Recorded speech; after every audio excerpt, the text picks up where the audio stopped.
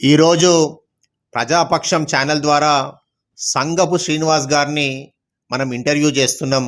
Janasena party మన తెలంగాణ రాష్ట్రంలో ఏ విధంగా ఉంది, మరి వాళ్ళు ఏ విధంగా హామీలు చేసినరు, దాని గురించి మనము సంగపు శ్రీనివాస్ గారిని అడిగి తెలుసుకుందాం.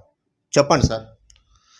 అయితే ముఖ్యంగా జనసేన పార్టీ అనేది పవన్ కళ్యాణ్ గారు 2014 మార్చి 14న ఆయన పార్టీని స్థాపించడం జరిగింది. ముఖ్యంగా ఏంటంటే పవన్ కళ్యాణ్ గారు పార్టీ స్థాపించినప్పుడు నిజంగా తెలంగాణలో ఏంటంటే దశాబ్దాలుగా రాజకీయ శూన్యత ఉంది. ముఖ్యంగా రాజకీయ శూన్యత విషయంలో ఇక్కడ ఏం జరిగింది అంటే ముఖ్యంగా పవన్ కళ్యాణ్ గారు ఈ జనసేన సిద్ధాంతాలు చెప్పకముందు మనకి సాధారణంగా తెలిసిన సిద్ధాంతాలు ఏంటంటే మామూలుగా క్రమేపీ అవినీతి పరులు ఎక్కువగా రాజకీయాల్లో ఉన్నారు, అక్రమంగా డబ్బులు సంపాదించిన వాళ్ళు ఎక్కువ మంది ఉన్నారు, భూ కబ్జాలు చేసి రాజకీయంగా అడుగులు వేసిన వాళ్ళు ఉన్నారు. ఎక్కువ మంది మంచివాళ్ళు మేధావులు రాజకీయాల్లో లేరనే అభిప్రాయం ఉంది, మనందరికీ తెలుసు కూడా.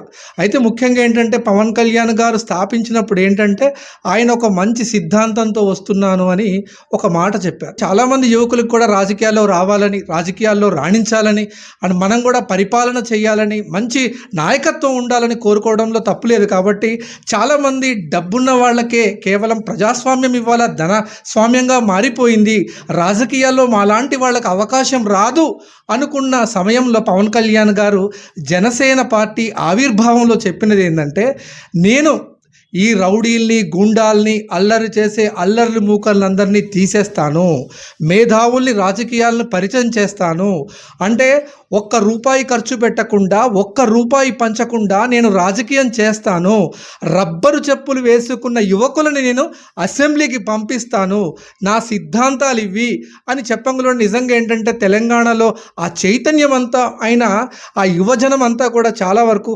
ఆకర్షితులయ్యారు. ముఖ్యంగా మనకి ఒక సభ పెట్టాలి ఒక సభ మామూలు ఒక రాజకీయ నాయకుడు సభ పెట్టాలంటే బీరు ఇవ్వాలి, బిర్యానీ ఇవ్వాలి, వాళ్ళకి దారి ఖర్చులకు ఇవ్వాలి, ట్రాన్స్పోర్ట్ ఇవ్వాలి.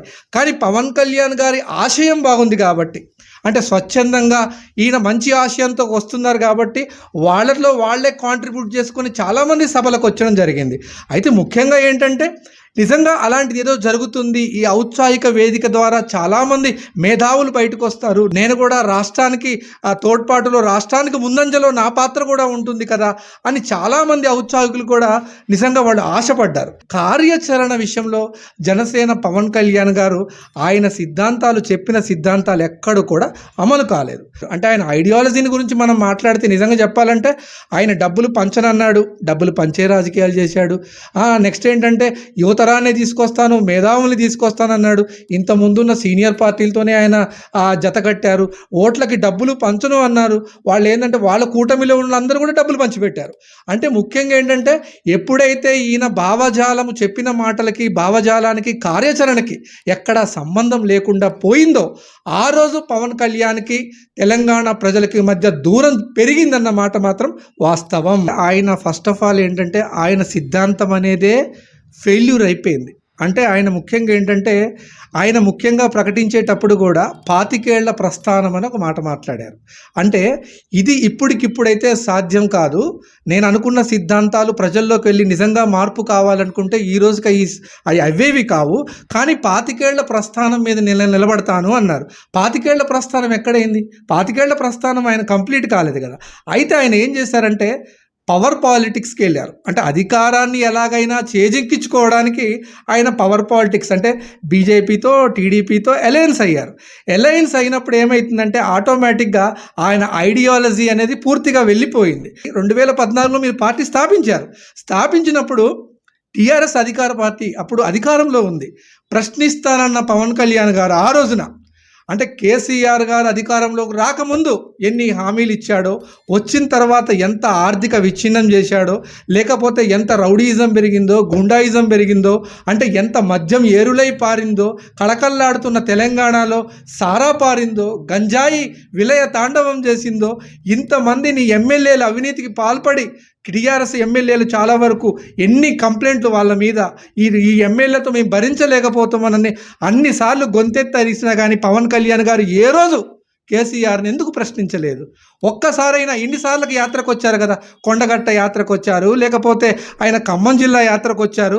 కనీసం ఒక ముఖ్యమంత్రికి సజెస్టివ్గా అయినా అంటే వ్యతిరేకించమని కాదు, కేసీఆర్ గారు తెలంగాణ మీ బిడ్డ లాంటిది, తెలంగాణను మీరు అన్యాయం చేయొద్దు, 1400 మంది బిడ్డలు ఇక్కడ బలిదానం చేసుకున్నారు, ఎంతమంది ఉద్యమకారులు ఎంతమంది పోరాడితే కానీ ఇక్కడ తెలంగాణ రాష్ట్రం సిద్ధించలేదు, ఈ యువకుల్ని ఈ తెలంగాణ ప్రజలు మీరు కాపాడండి అని ఒక్క సజెస్టివ్గా ఒక్క మాట అయినా కానీ తెలంగాణ ఆ రోజు ముఖ్యమంత్రి కేసీఆర్కి ఎందుకు చెప్పలేదు? భవిష్యత్తు ఈ తెలంగాణలో పవన్ కళ్యాణ్ గారి నీడ కూడా తెలంగాణ మీద పడదు. ఖచ్చితంగా రాజకీయంగా ఏదైనా ఉంటే మాత్రం పడదు. ఖచ్చితంగా తెలంగాణ ప్రజలు చైతన్యమై ఉన్నారు.